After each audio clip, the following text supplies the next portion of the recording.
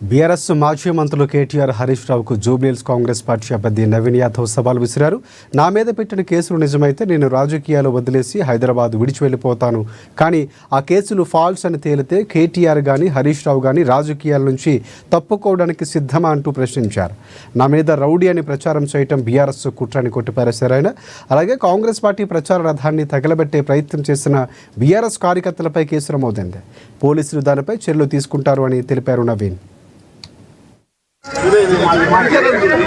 జూబ్లీహిల్స్ ఎలక్షన్ల తిరుగుతూ క్యాంపెయిన్ చేస్తుంటే ఏ ఇంటికి పోయినా ప్రతి అవ్వ, ప్రతి అక్క, ప్రతి చెల్లె, ప్రతి తమ్ముడు నవీన్ యాదవ్ మా ఇంటి మనిషి, నవీన్ యాదవ్ మా బిడ్డ, ఏ అధికారం లేనప్పుడు ఏ పదవి లేనప్పుడే మా కష్ట సుఖాల్లో పాలు పంచుకున్నటువంటి నవీన్ యాదవ్ గత 40 సంవత్సరాలుగా వాళ్ళ కుటుంబం ఇక్కడ అన్ని వర్గాలను కలుపుకొని ముందుకు పోతున్నారు.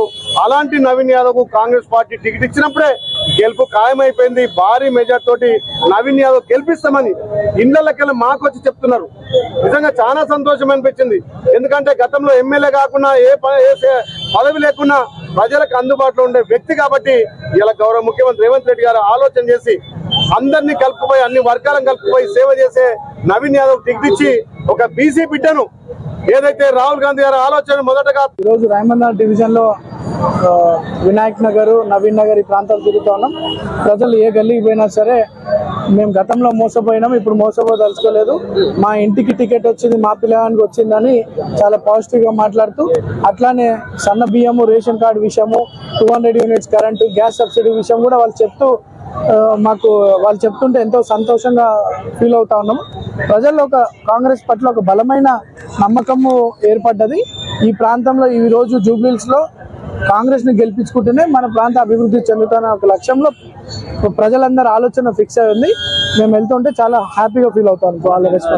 చూడండి, నవీన్ వేరే రాజకీయ నాయకుల పిల్లలకి నాకు చాలా తేడా ఉంది. వాళ్ళు రెడీమేడ్గా వచ్చిన వాళ్ళు ఉంటారు. మేము అన్ని గ్రౌండ్ స్థాయి నుండి బాధలు, కష్టాలు చూస్తూ ఎదిగిన వాళ్ళం. మేము మంచి, చెడు, న్యాయం, ధర్మం మాకు తెలుసు.